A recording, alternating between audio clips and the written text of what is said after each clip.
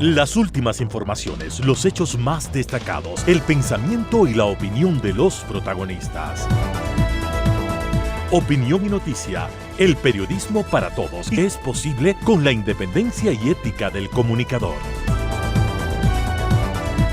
En Sucesos, las noticias y las voces de quienes las hicieron o son parte de ellas. Lo del país y del mundo, política y economía, lo social y del arte, el deporte, lo que usted espera saber cada semana.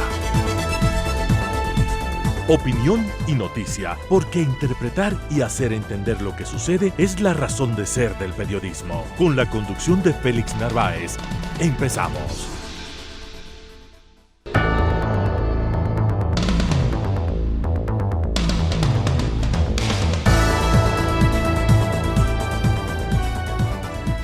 Al inicio del presente programa, un cordial saludo a los oyentes, a los televidentes en todo el país.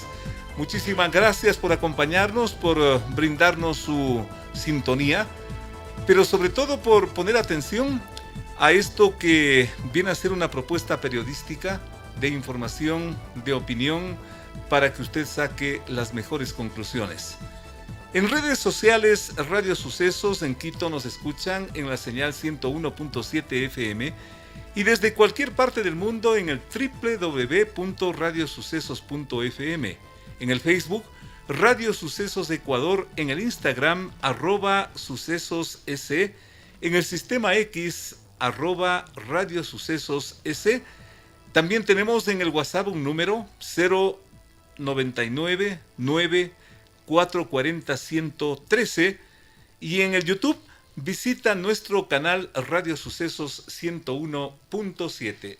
Diversidad de opciones para llegar de la mejor forma a ustedes y también con un cordial saludo a nuestro fraterno, el canal digital de televisión 24/7, donde también estamos con ustedes. Bienvenidos. Las noticias han impactado en el país, en el mundo y en la ciudad. Sus protagonistas están en Sucesos para responder preguntas del periodismo profesional, que el público saque sus propias conclusiones.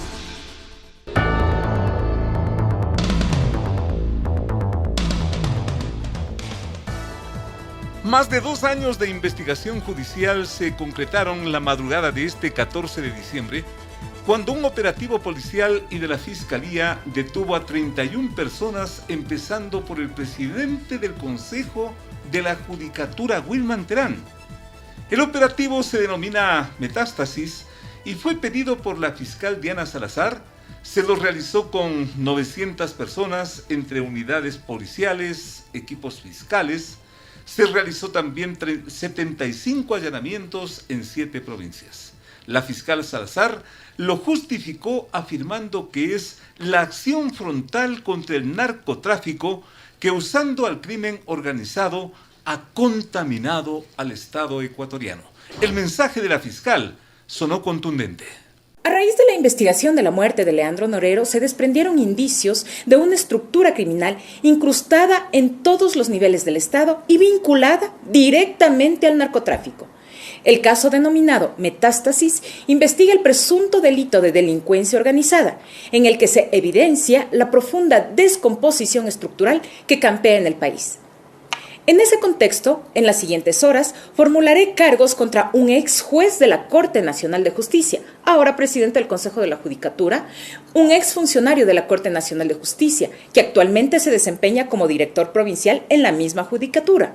Además, a funcionarios de Cortes Provinciales de Justicia, del Consejo de la Judicatura de Guayas, Cotopaxi, Santo Domingo de los Áchilas y Manabí, de la Fiscalía de Guayas y Santo Domingo de los Áchilas, de la Policía Nacional, incluido un ex general, de personal del SNAI, de abogados en libre ejercicio y de líderes de la estructura criminal, quienes contaban con dinero obtenido de actividades ilegales y ubicaban a funcionarios corruptos que llevaban sus procesos para obtener ventajas indebidas en un sistema consumido por el cáncer de la corrupción. Conciudadanos, el caso Metástasis es una clara radiografía de cómo el narcotráfico se ha tomado las instituciones del Estado para, a través del dinero mal habido, operar desde instancias judiciales y políticas y lograr impunidad en algunos casos. Llegar a develar esta enorme estructura significa un trabajo inmenso y un riesgo aún mayor, no solo para quienes participamos hoy en los allanamientos, sino para quienes continuamos cumpliendo con nuestras funciones sin dejarnos absorber por las estructuras delincuenciales y su dinero. Por estas y otras razones, les resultamos incómodos a los delincuentes y prófugos. La investigación fiscal es por el delito de delincuencia organizada y los detenidos van desde 3 jueces de primer nivel y de cortes provinciales, fiscales menores, agentes antinarcóticos, abogados y funcionarios del Servicio Nacional de Inteligencia. Daniel Salcedo, sentenciado famoso por corrupción hospitalaria, y Cristian Romero Moya, abogado del ex vicepresidente Jorge Glass, también están mencionados en el listado de detenciones. El apresamiento del presidente del llamado Consejo de la Judicatura, es decir, el señor Wilman Terán, doctor, por favor, Wilman Terán, sacudió al país que se despertó con esta noticia. Terán, el histriónico presidente del Consejo de la Judicatura y polémico personaje vinculado al correísmo por varios años, intentó defenderse de esta forma. Una red de corrupción también desde Fiscalía, más del 60% de causas represadas de todos los ciudadanos y ciudadanas, que empiecen ahora sí las denuncias de cómo Fiscalía no despacha. Persecución, presidente. Persecución, sí. Saludos cordiales al doctor Ciro Guzmán, director del Colegio de Abogados de Pichincha, secretario de la Federación de Abogados del Ecuador. Su presencia muy oportuna en momentos tan críticos como este. Con todos estos acontecimientos de las últimas horas, de los últimos días, pero sobre todo el operativo Metástasis, ¿de qué estamos hablando? Doctor, bienvenido. Un saludo para toda la audiencia del país. Bueno, estamos hablando de, yo diría, un hecho muy grave. Creo que el nombre que le han puesto al operativo es pertinente, Metástasis, porque yo creo que el sistema de justicia todo el cuerpo estaba del Estado ecuatoriano entrando ya en terapia intensiva. ¿Estaba entrando o entró? Entró en terapia intensiva hace rato. ¿Ya? Y evidentemente estamos ante una función judicial, un sistema de justicia que pensamos que había tocado fondo en su crisis. ¿Por qué podría colapsar el Estado ecuatoriano? Bueno, porque, mire usted, este operativo que se ha realizado ahora pone al descubierto un hecho que yo diría inédito en la historia del país. Esto no tiene precedentes. No tiene precedentes. Así es. El operativo, tanto por la magnitud de los detenidos, cuanto también por el nivel que ellos ostentan. Por la calidad de detenidos. Estamos hablando Empezando por este señor Terán, ¿no? Claro, en el caso de Wilman Terán, estamos hablando del jefe del sistema de justicia.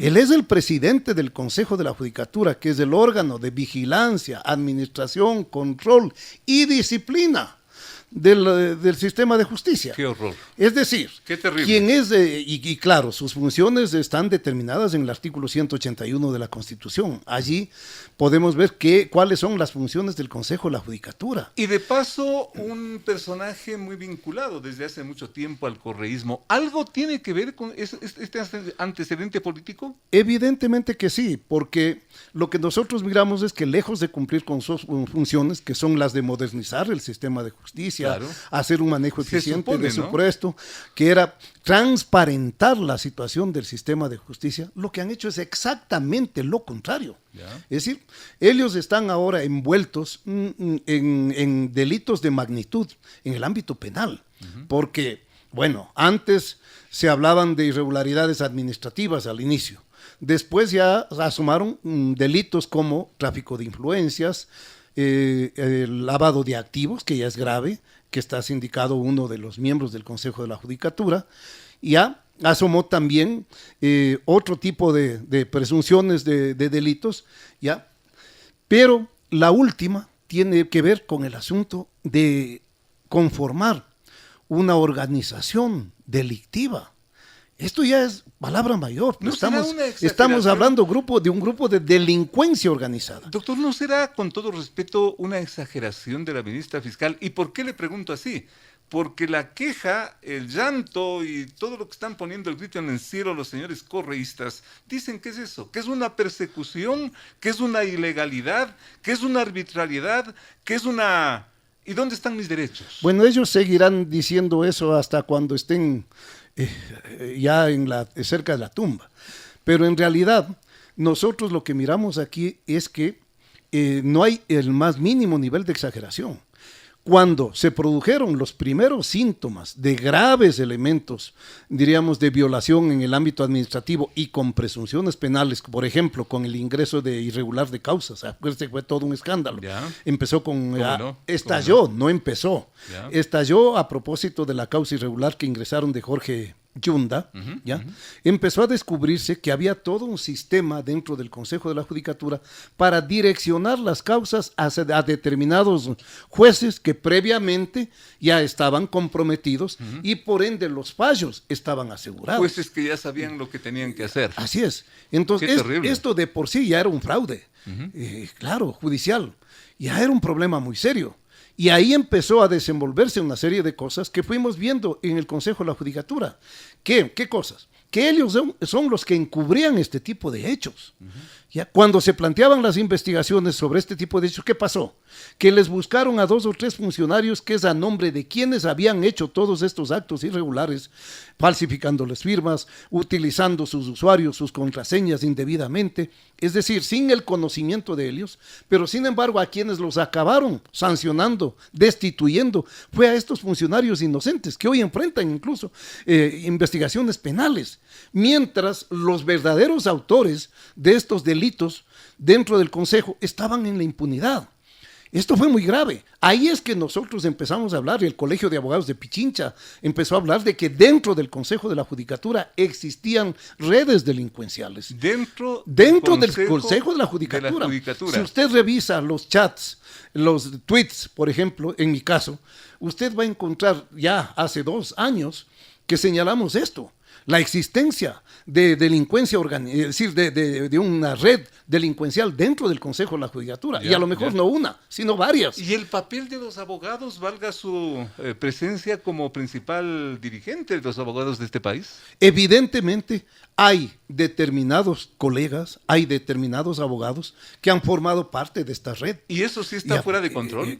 Evidentemente, está fuera de control nuestro, no del control del Consejo de la Judicatura. Debería estar ahí en el ámbito del control del Consejo de la Judicatura todo esto que estaba pasando en su institución, ¿no es cierto? Pero ¿qué pasó? Frente a las pruebas, en las investigaciones, en los sumarios administrativos, por ejemplo, que se hicieron, el Consejo de la Judicatura nunca actuó para sancionar a quienes estaban realmente delinquiendo. ¿Qué debe pasar con la función judicial a partir de todo esto, doctor? Mire, yo creo que lo que ha ocurrido ya últimamente muestra que al sistema de justicia y particularmente al Consejo de la Judicatura se lo está utilizando ¿para qué?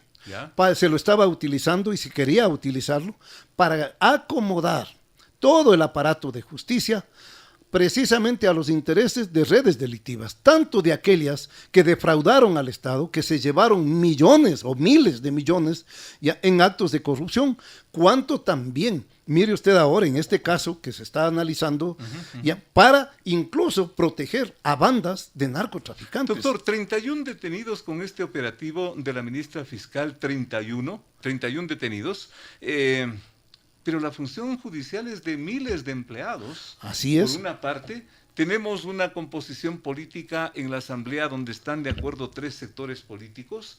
¿Todo esto puede quedar en nada, doctor? Mire, yo pienso que la mayoría no son precisamente los corruptos. La inmensa mayoría somos la gente honrada, abogados, funcionarios judiciales, jueces, fiscales, ¿ya? Lastimosamente, la actuación de esta minoría delincuencial es la que ha llevado al fondo del desprestigio a todo el sistema de justicia e incluso también pretendes llevarla al fondo del desprestigio, pues al ejercicio de la función, por ejemplo, de los abogados. ¿Qué más debería pasar en los próximos días, en las próximas horas, para que este no siga siendo el Estado fallido del que tanto hablamos? Sí, un narcoestado. O un narcoestado. ¿No es cierto? La narcopolítica. ¿Qué debería pasar? Bueno, lo que debe pasar es que debemos colocar al frente de esas instituciones a gente honrada, a gente proba. Mire usted cuánto puede hacer una persona honrada, una persona que sea proba como la fiscal general. Totalmente. Una persona. Totalmente. Ha puesto ahora a tambalear todo ¿Ya? esto. Pero es una persona. Ya, es una persona. ¿Ya? Entonces, mire usted. Que inclusive está en riesgo quizás su vida. Evidentemente, arriesgándose. ¿Y entonces? Su propia seguridad. Entonces, lo que necesitamos es varias personas como ellos que coloquemos en las diferentes cabezas del Estado. Nosotros como Colegio de Abogados de Pichincha y como Federación Nacional de Abogados, hace meses como colegio pedimos la renuncia de los miembros del Consejo de la Judicatura.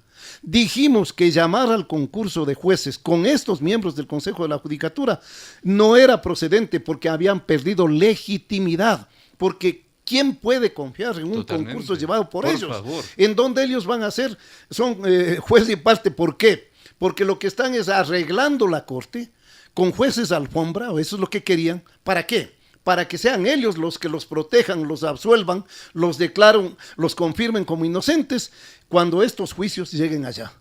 Es decir, eso es lo que se estaba fabricando. Y lógicamente, ahora eso está, diríamos yo, bien golpeado. Seguir con ese concurso, por ejemplo, de jueces sería una aberración, una barbaridad. Sería una ofensa. Sería para el ya, país. el país tiene que levantarse. Totalmente. O sea, no podemos permitir una cosa así. Entonces, lo que requerimos es que al frente de estas instituciones haya depuración. En unos casos, una depuración de que se haga desde fuera, y en otros casos debemos pelear porque se haga incluso una autodepuración. La función judicial, como conclusión asimismo, doctor, ¿debería ser declarada en emergencia en las próximas horas? Sí, puede declararse en emergencia. No sé por qué. Las famosas declaraciones de emergencias lo que buscan es que les den recursos para no llevar adelante los procedimientos normales de contratación. Para que todo esto no se diluya, doctor, para que haya una consecuencia. Pero en realidad lo que, por ejemplo, debemos hacer es que yo no sé finalmente qué va a pasar con Wilman Terán, si él va a tener o no prisión preventiva, ¿ya? Pero si a él, por ejemplo, el señor juez le resuelve dar una medida cautelar de prisión preventiva, pues ese sería el momento ideal, la ventana que se abre para poder reestructurar ese Consejo de la Judicatura y por ahí iniciar un proceso de rescate de la justicia del fondo del abismo en el que se encuentra. Doctor Ciro Guzmán, muchísimas gracias, honrados con su presencia en este programa, que lo único que pretende, doctor, es llegar con un comentario, con un análisis como el suyo, en un momento de tanta situación crítica para este país que yo no sé en qué va a terminar todo esto. Doctor Ciro Guzmán, hasta la próxima, muy amable. Gracias a usted. Entrevistas importantes que tú quieres escuchar, la mejor información, la más grande opinión, periodismo de verdad. Narváez.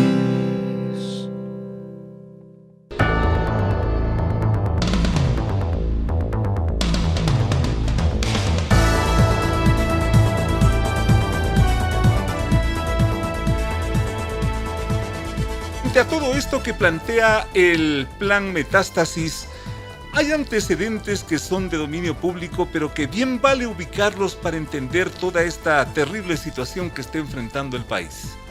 La codiciada Comisión Legislativa de Fiscalización archivó 3 de los 6 juicios políticos pendientes, suspendió 1 y 2 mandó al Pleno para que decida qué mismo hacer. Ocurrió prácticamente en la antesala del operativo Metástasis y que, como se conoce, terminó allanando, decomisando y con una treintena de detenciones, empezando por la del presidente del Consejo de la Judicatura, Wilman Terán. El rediseño del calendario legislativo de interpelaciones buscaría apresurar el enjuiciamiento político a la ministra fiscal Diana Salazar, quien es considerada un dolor de cabeza para los planes políticos del correísmo. Correa y varios de sus lugartenientes tienen sentencias judiciales que les impide volver al país, y las nuevas elecciones presidenciales prácticamente están a la vuelta de la esquina, es decir, a mediados del inminente 2024. Otro antecedente de todo esto, Correa anunció públicamente que se venía el operativo de la fiscal Salazar, asunto que se dio al siguiente día. ¿Intentó acaso abortar la operación Metástasis? Sobre esto también hay una polémica, pero hay otro antecedente y que no se puede obviar. Las recientes denuncias del embajador de los Estados Unidos sobre la descomposición institucional del país a consecuencia del crimen organizado, la corrupción y el narcotráfico. Pero los corruptos no solamente mueven fichas en el sector público, no. Están lavando su plata, por supuesto, en los bienes reales, en cuentas bancarias, en empresas ficticias de exportes. Sus testaferros ahora están metidos en hasta la pasión nacional, el fútbol, usando algunos equipos para lavar su cara y su plata. Caray. Y ya hemos visto el desplomo de algunos de los medios sociales que fingían ser observadores responsables, cuando ahora están vistos como extorsionistas. Todo esto tiene su lectura, porque además ha ocurrido en casi cuestión de horas, o por lo menos de pocos días. ¿Cuál es la lectura frente a toda esta situación? La pregunta con que saludamos al coronel Mario Pazmiño, exdirector de Inteligencia Militar. Coronel, el país lo escucha, le observa. Muchísimas gracias, bienvenido a este programa. Gracias, Félix, por la gentil invitación. Con relación a su pregunta, creo que el señor embajador de los Estados Unidos se quedó corto con relación a la realidad que vive nuestro país.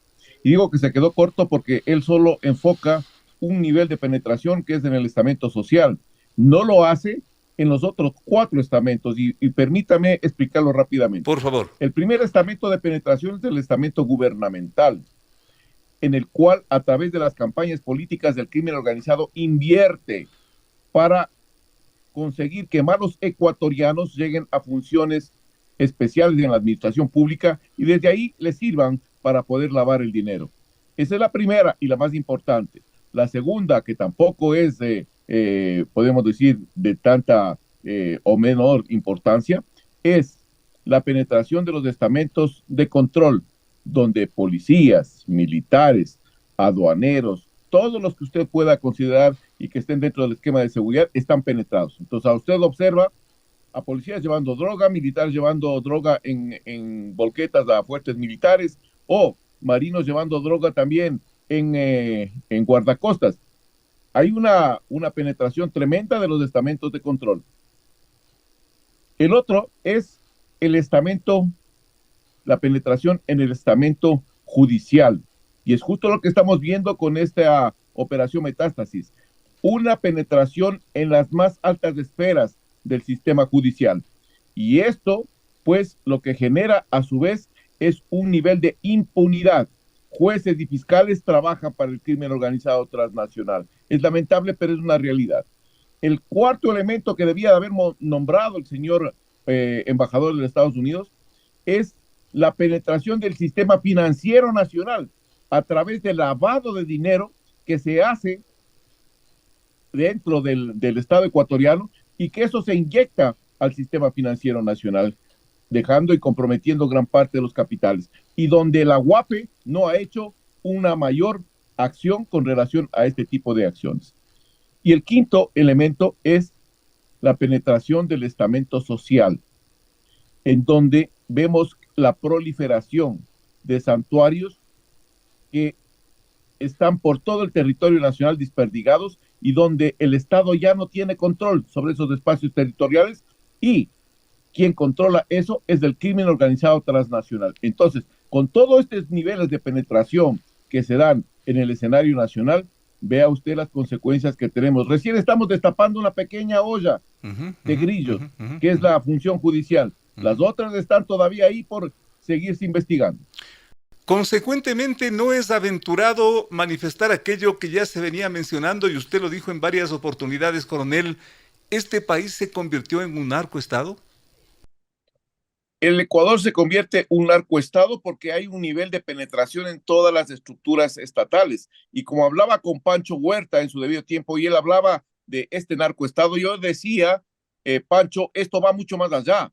Estamos hablando de un estado fallido, en donde las instituciones estatales han sido penetradas de tal manera que ya no gobierna el Estado, ya no gobierna la política ecuatoriana, gobierna el crimen organizado transnacional. Ese es sumamente grave y por eso es que estamos al momento en el 11º puesto en los niveles de violencia a nivel mundial, en el 3er puesto y llegando ya al 2º puesto atrás de Venezuela en los niveles de violencia regional. Somos el 2º país en América Latina y considerados el primer exportador de cocaína de la cuenca del Pacífico. Entonces reunimos un sinnúmero de requisitos para irnos posicionando como un santuario del crimen organizado transnacional. Como país, ¿qué le significa al Ecuador haberse convertido en esto, coronel, en términos prácticos? Porque la gente como que dice, bueno, ese no es mi problema, este es el problema, por último, entre narcotraficantes, a mí que me dejen trabajar o por lo menos buscar trabajo. ¿Cuál es el problema de habernos convertido en eso, coronel? El problema de habernos convertido en esto, primero, internacionalmente, es que la imagen del país es deteriorada completamente. Ningún inversor va a venir a querer colocar sus capitales en territorio ecuatoriano porque esos capitales o van a ser, por un lado, permeados por el narcotráfico, pueden ser extorsionados, pueden ser colocadas diferentes acciones, o por el otro lado, pueden ser amenazadas la vida de estos empresarios, por lo tanto, no van a venir acá. Internamente, los niveles de inseguridad y violencia van a crecer estrepitosamente. Yo decía hace un año atrás, al inicio de este año, que vamos a finalizar este año con una situación de inseguridad completamente desbordante, en la cual los niveles de inseguridad, de muertes violentas van a trepar estrepitosamente. Y es lo que se está preveyendo, que vamos a terminar con cerca del 50 o 60 muertes por cada 100,000 habitantes para este año. Nos colocaríamos en el primer puesto a nivel de Latinoamérica y subiríamos del puesto 11 mucho más. Internamente, eso implica que el Estado pierda soberanía y que se sigan desarrollando estos santuarios. Fíjese lo que acaba de pasar hace un día atrás, creo que es, en una población en Los Ríos. Una balacera en donde destruyen casi el cantón, incendian vehículos, destruyen la cabecera cantonal, etcétera, etcétera, etcétera. Mocoche creo que sea. Entonces, eso es el nivel de violencia. ¿Qué perdemos los ecuatorianos? Perdemos la tranquilidad, perdemos la capacidad de poder trabajar tranquilamente, perdemos la capacidad de que nuestros hijos vayan a educarse por temor a las repercusiones. Nadie sabe qué es lo que puede pasar. Aquí hay daños colaterales en cualquier situación y por lo tanto las condiciones de vida del pueblo ecuatoriano se siguen deprimiendo. Consecuentemente, esto tiene una salida. ¿No está tan equivocada en consecuencia, valga la redundancia, la ministra fiscal? ¿O es de tal vez una decisión que inclusive se ha tornado ilegal según el correísmo? En fin, ¿cómo ve usted la actuación de la ministra fiscal y hacia dónde va todo esto finalmente, coronel? La señora doctora ministra fiscal me parece una mujer sumamente valiente, ¿Cómo no? decidida y firme en sus convicciones. Tiene la decisión de actuar, que a algunos políticos les falta todavía ponerse en ese nivel. Pero la señora fiscal general del Estado, la doctora, pues ha demostrado que todavía hay la esperanza de transparentar las cosas en este país y no de seguir esa ruta de la impunidad que desde la fiscalía, de la función judicial, se quería imponer a toda costa. A algunos no les va a gustar, a algunos partidos no les va a gustar, algunos actores políticos cometen fraude procesal el momento que salen a decir, señores, pónganse a buen recaudo, en otras palabras, porque van a iniciar un sinnúmero de operativos. Eso se llama fraude procesal, señor. ¿Qué está insinuando? ¿En qué está pensando usted, coronel? El momento que una persona sale a denunciar una situación de un operativo, pues ese momento, esa persona está alertando a las personas que tienen que ser investigadas de que se pongan a buen recaudo porque van a iniciar un proceso de investigación. ¿Eso tiene nombre, Rafael Correa? Claro, eso tiene un nombre. El señor Rafael Correa puso un Twitter en donde está mencionando esta situación, y esa situación pues es fraude procesal. ¿Debería ser enjuiciado, demandado Correa por esto también? Bueno, ya la señora fiscal general del Estado ya ha manifestado de que hay un proceso y que van a, me imagino yo, investigar contra el señor Rafael Correa por esas declaraciones, porque no puede ser factible de que 6 o 7 personas que estaban previstas que sean capturadas se fueron del país. Entonces, esas cosas tienen que transparentar. Sin embargo, eso también nos lleva a otro escenario que me parece alarmante, coronel. ¿Cómo es que el señor Correa se entera antes del operativo que es al siguiente día? Obviamente para tratar de que eso fracase. ¿Significa esto que la fiscalía en ciertos niveles también está penetrada y contaminada por todo esto? Correcto.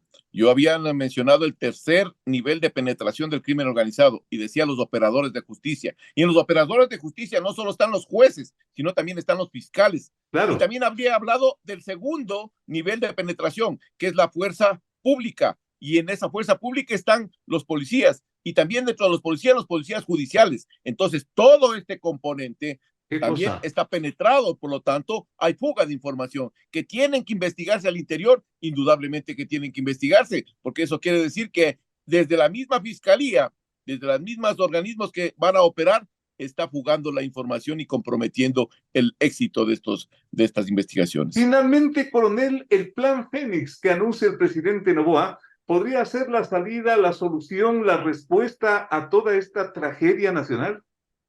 Podría ser la solución, pero tendría que hacerse inmediatamente. Estamos perdiendo tiempo valiosísimo. Y yo digo tiempo valiosísimo porque tendría que hacerse algunas cosas. Primero, declarar al COSEPE en sesión permanente, porque no es justo de que el COSEPE se reúna cada mes, cada 2 meses, y pues la situación del país siga agravándose. Eso no puede ser. Tiene que declararse en sesión permanente. Segundo, tiene que bloquearse la frontera norte y frontera sur para evitar el desbordamiento de cocaína. Tiene que la militarización temporal de puertos para evitar la salida de la droga hacia el exterior y la contaminación de carga. Tercero, tiene que cambiarse el modelo de seguridad ciudadana. El señor Lazo estaba completamente equivocado. Él pensaba que la solución al problema de seguridad ciudadana era el tema de las acciones policiales. Completamente equivocado el señor. Está completamente fuera de foco.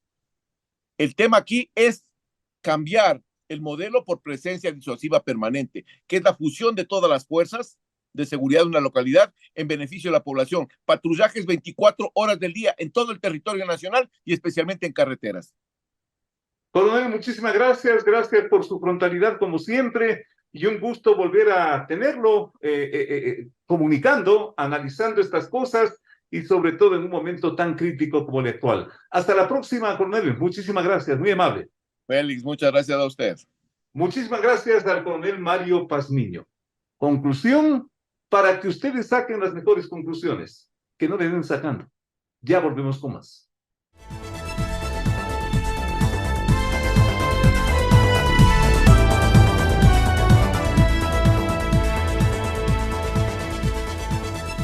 Lo cierto es que el operativo Metástasis le aboca al país a enfrentar el problema crucial del narcotráfico en reemplazo del Estado de Derecho.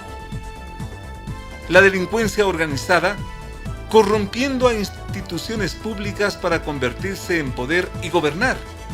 Gobernar en lo político, en lo económico y en lo jurídico. Es una crisis que toca fondo al calor de la investigación fiscal tras la muerte criminal, tras el crimen del narcotraficante ecuatoriano Leandro Norero. Del celular de Norero han salido las ramificaciones de un problema ocultado, despreciado, ignorado y desde luego temido. El país convertido en un narcoestado. El inicio de todo este cataclismo de allí el nombre del operativo Metástasis, data del año 2017. Expulsión de la base de Manta y la destrucción mediante un dinamitazo militar a las redes de control aéreo de este país. Luego, la creación de un esquema constitucional que han convertido al Ecuador en una suerte de laberinto. Y enseguida, el sálvese quien pueda. El problema es de dimensiones colosales y está embarcado en una aventura de 1000 interrogantes. De allí que la acción fiscal, valiente acción fiscal, pretende ser una luz al final de este túnel oscuro y maloliente en que han convertido al Ecuador. El presidente Noboa dijo que no apoya la pretendida destitución de la fiscal, pero esa solo es una señal. El resto está por verse, incluyendo una mirada a la Santa Mariana de Jesús y su atribuida sentencia sobre el futuro de este Ecuador. De 8 a 9, con el periodista Félix Narváez, otro aporte de Radio Sucesos a la opinión libre y enterada del oyente.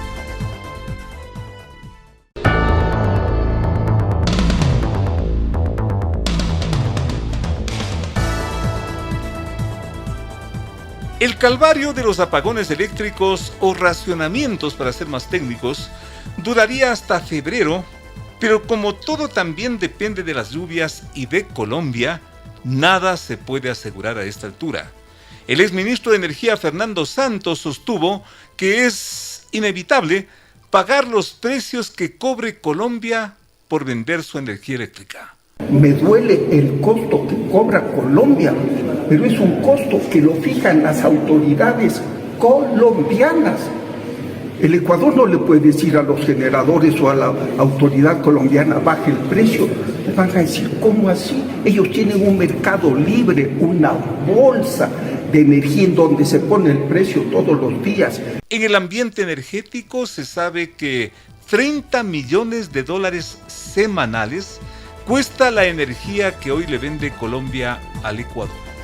Antecedentes alarmantes y con una incomodidad que se va extendiendo y quizás va llegando a límites insospechados, porque esto de los apagones no solamente que nos vuelve casi a la edad de la piedra, sino que todo el mundo se pregunta ¿y qué pasa?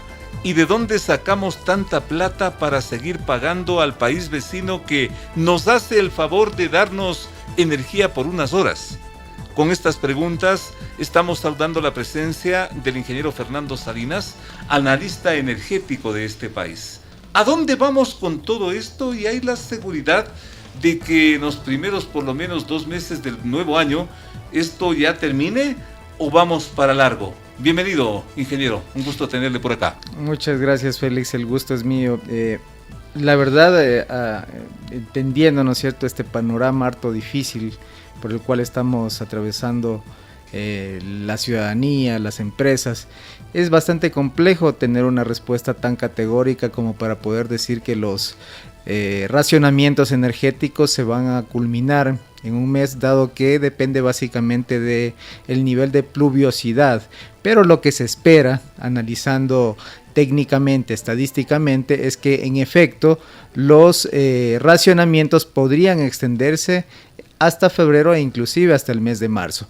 En abril ya las lluvias toman otro giro, hay mayor pluviosidad en las cuencas donde se encuentran nuestras centrales hidroeléctricas y es allí en abril que recién se podría decir que se podrían culminar los racionamientos energéticos. Y un tema todavía que tal vez no se lo dice, ¿no es cierto?, dentro del panorama, es que Colombia, si bien nos está aprovisionando de energía, pero ellos también tienen un estiaje que va a iniciar en los próximos meses, así que tampoco es que ese aprovisionamiento energético de la interconexión con Colombia puede estar 100% garantizado. No nos queda más que pagarle la factura a Colombia, nos dice el exministro Santos, como que tiene todo el sentido eso, o qué mismo está pasando, sobre lo cual se ha comentado mucho también. Sí, bueno, hay algunas noticias que nos llegan de Colombia, especialmente esta visita que ha hecho la señora ministra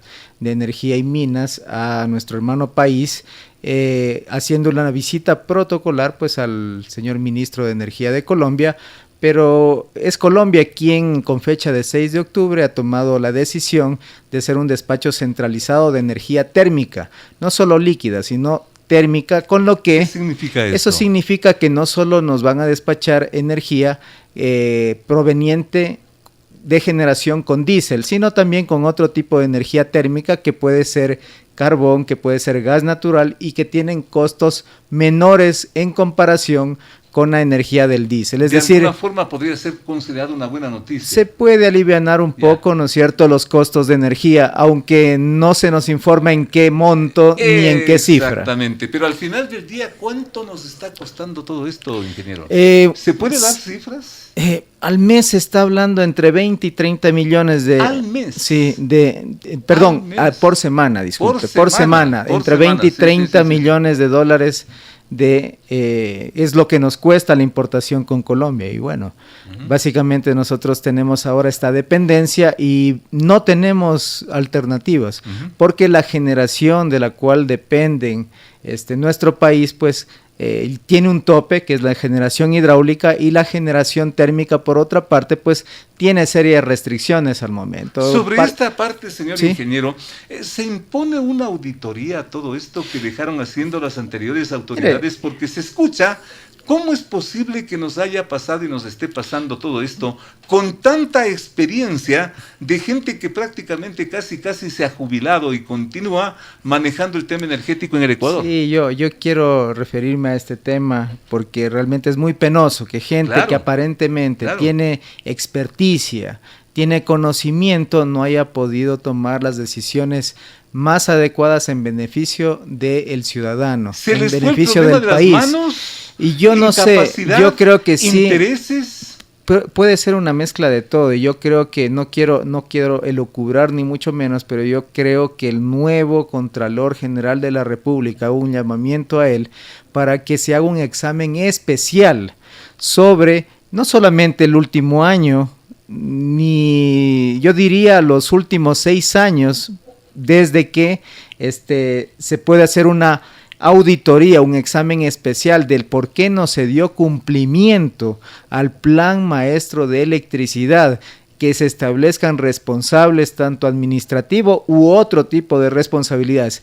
El país pierde por este racionamiento alrededor de $1,000 millones, eso lo dicen las cámaras de la producción, que incluyen a los industriales, el comercio, etcétera, y por otra parte el costo ya de este racionamiento está bordeando los $600 millones, es decir, tendríamos pérdidas por alrededor de $1,600 millones, es decir, yo creo que se tienen que señalar responsabilidades sin lugar a duda. Y otra cosa, perdón Félix, y otra cosa Félix, por favor, y usted hizo mención al tema de personas que llevan en el sector décadas, por favor a la señora ministra, yo creo que es momento de hacer un refrescamiento en las líneas de los directivos que conducen el sector eléctrico ecuatoriano.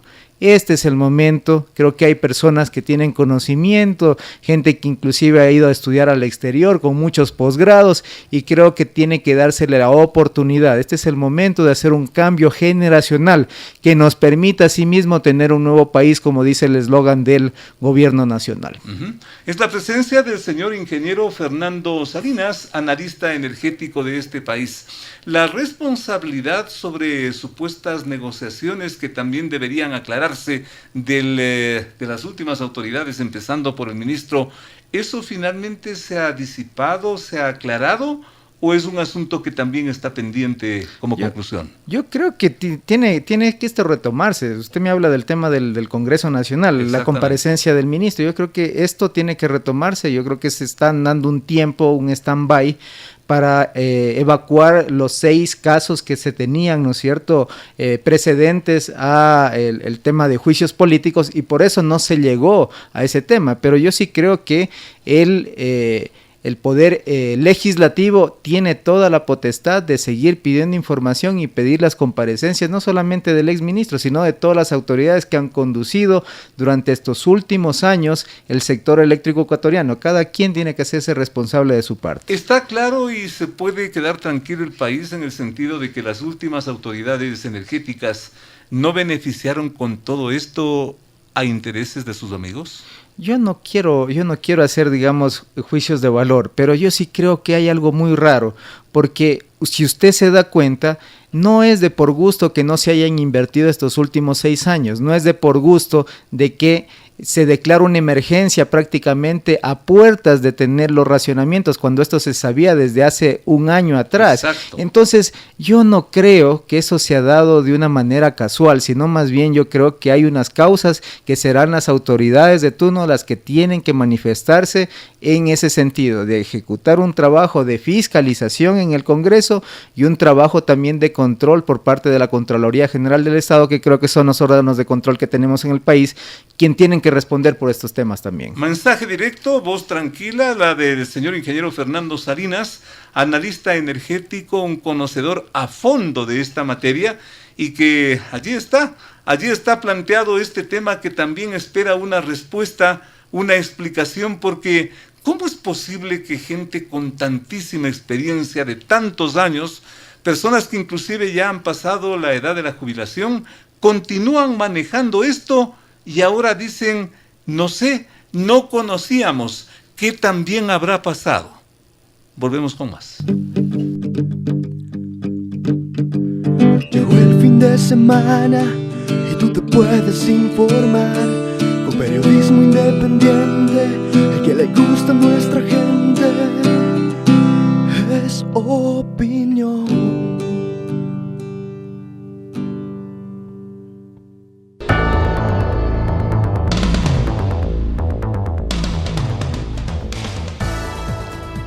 El exministro de Economía, Mauricio Pozo, advirtió que en la posible ley económica del gobierno se contempla un posible uso de las reservas del Banco Central para cubrir necesidades del gasto público. En la campaña electoral, ustedes recuerdan, y por ser un problema espinoso, esa posibilidad quedó flotando a la espera del resultado electoral.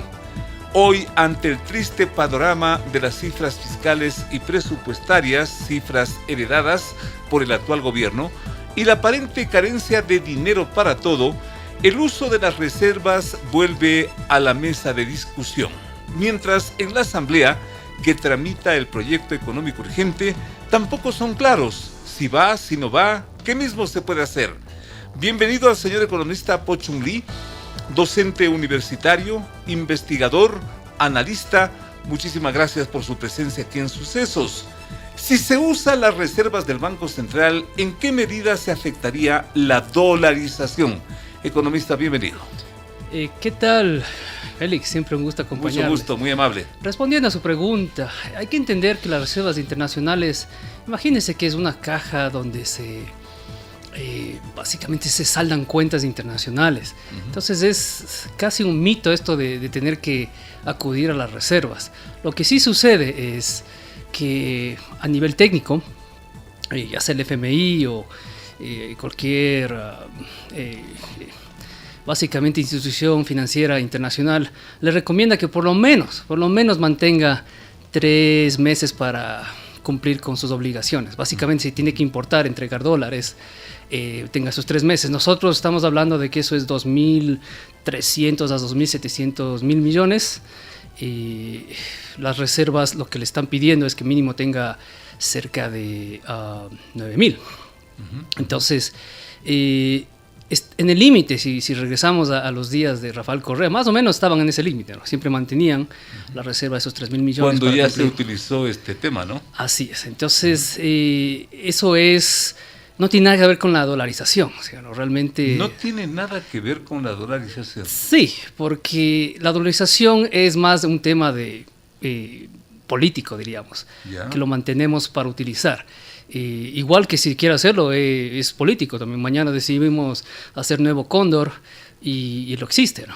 Entonces, pero para mantener el actual estado de dolarización denominado así, se necesita recursos, se supone, y las reservas que en ese sentido tiene el Banco Central permiten mantener ese esquema. Al afectar esas reservas, como que se estaría poniendo en riesgo la dolarización, es lo que preocupa, es lo que se ha comentado, es lo que está en polémica. La polémica es esto de regresar, porque fiscalmente sabemos que tenemos este déficit de posiblemente 5.000 millones o más, depende de qué sucede el próximo año. Estamos esperando que llegue el niño, ojalá nunca llegue, esta es una. Estamos viendo, por ejemplo, este problema del Yasuní, cómo nos va a afectar la consulta, que faltan estos ingresos, y esperando también qué suceda con esta reforma tributaria. Hay que entender que una reforma tributaria, si es que lo sucede, muchos países tratan de no tocar la reforma tributaria o los tributos que tienen, porque una buena reforma tributaria al menos debe tener 3 componentes o 3 principios. Una es que si hago la reforma tributaria, ¿voy a recibir más plata o no? Y la pregunta siempre es, ¿para qué quiero usar esa plata? Claro. Entonces, por eso es que se hace la reforma tributaria. Aquí no nos están diciendo para qué quieren, más bien, no cobrar tantos impuestos, y más bien están apostándole al segundo principio de una reforma tributaria, que es que no afecte el crecimiento económico. Y la tercera tiene que ver con si es que es progresivo o no es progresivo esta reforma tributaria. Condiciones que ponen los organismos financieros. Así es. Para ellos, la primera es más importante, porque si usted quiere plata, necesito que tenga un plan para pagarme. Y ahí la pregunta siempre es, ¿y de dónde vienen esos ingresos? Un plan para pagar. Así es, siempre es el plan para pagar. ¿Y tenemos ese plan para pagar? Por el momento no. ¿sí? Entonces por ahí viene el problema. El problema fue una novatada cuando se fueron al FMI. ¿Novatada? Sí.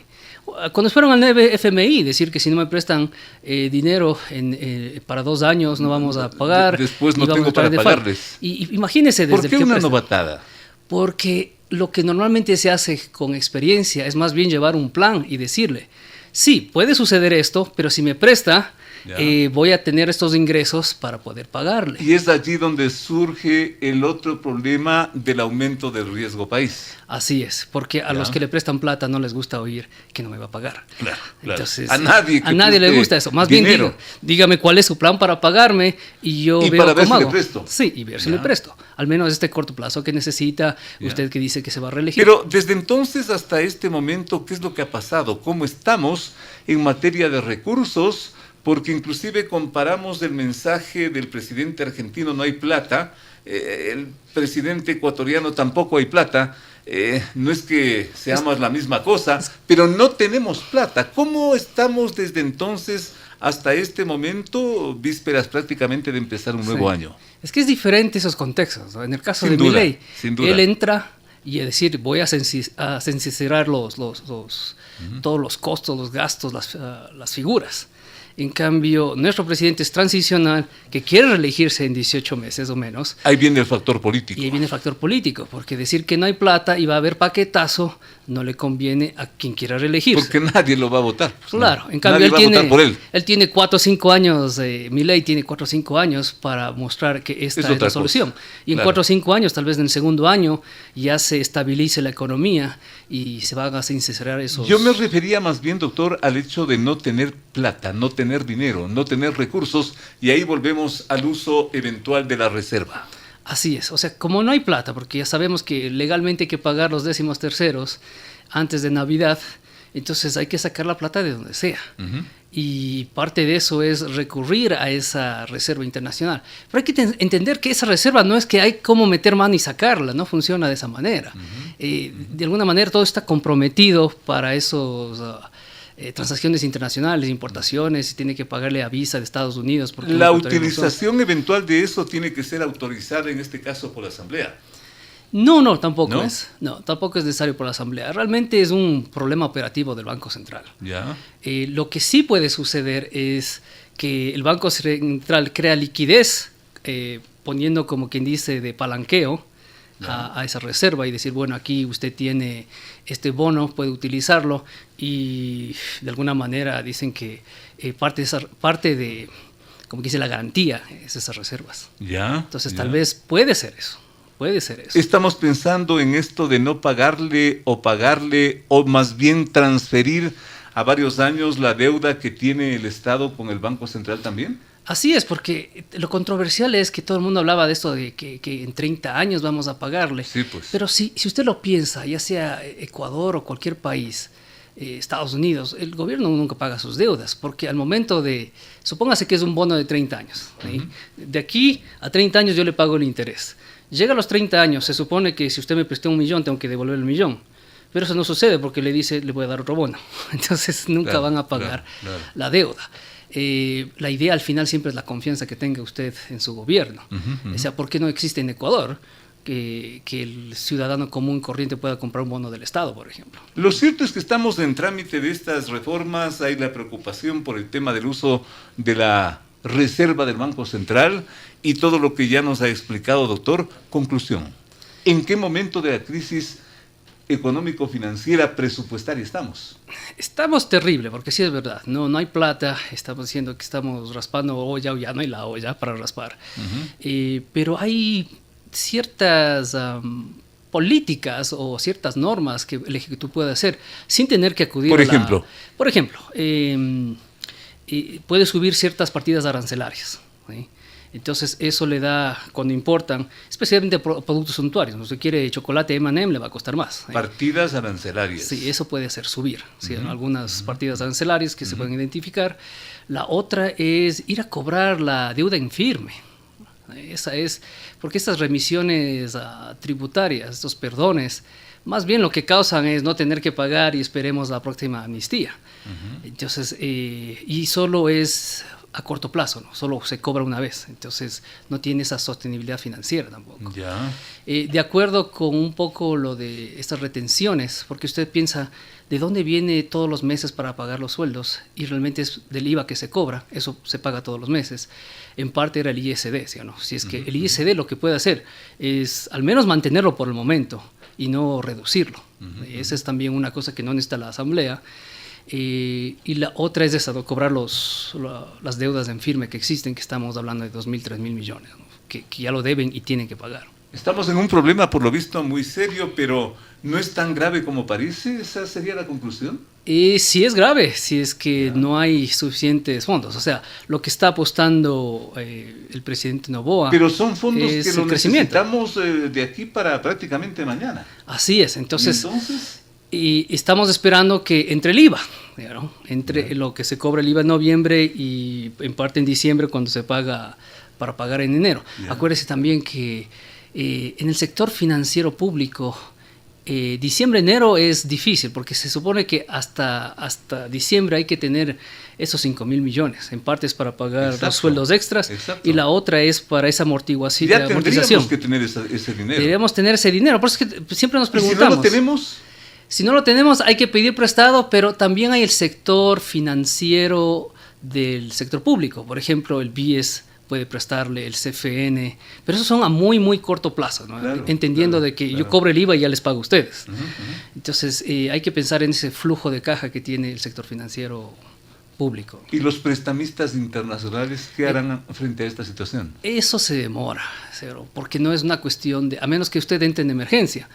O sea, si estábamos ya en el fenómeno del Niño, podía desembolsarle rápidamente esos fondos, pero esos siempre están atados a ese proyecto. Usted va a hacer 1.000 millones para rescatar gente, comida, maquinaria, vituallas, etcétera.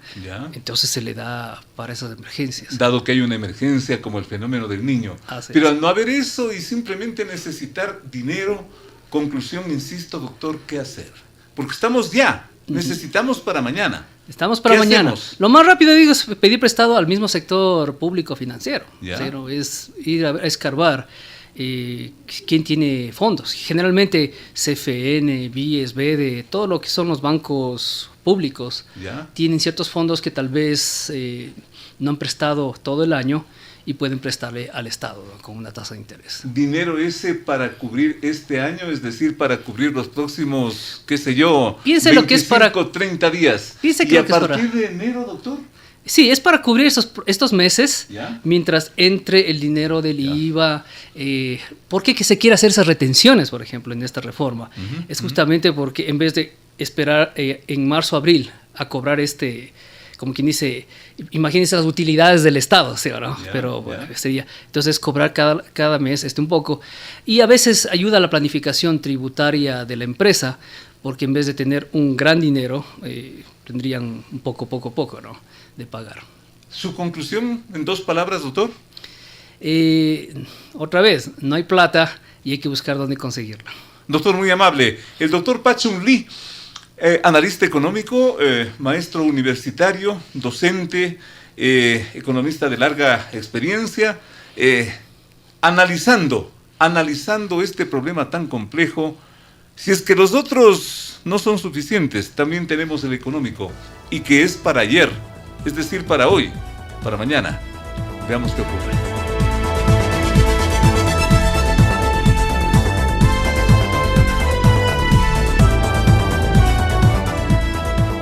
Llegamos así al final de esta entrega de información y de opinión.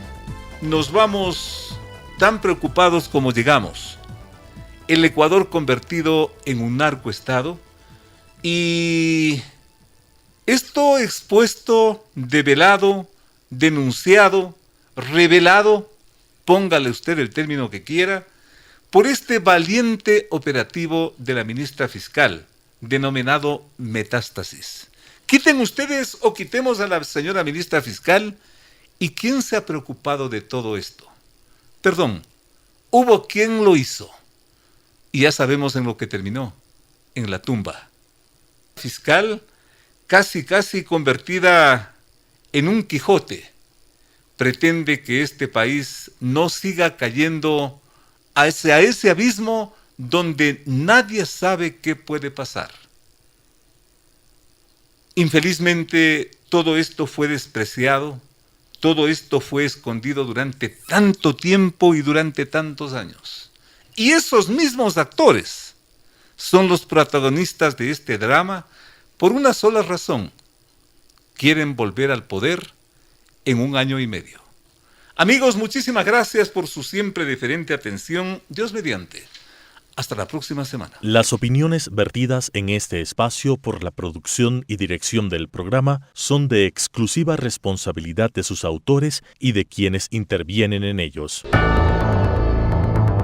Los personajes, los hechos, las noticias, todo tratado con independencia y objetividad. Otro aporte de Radio Sucesos para que usted se forme la mejor opinión. Volveremos el próximo sábado de 8 a 9 con Félix Narváez.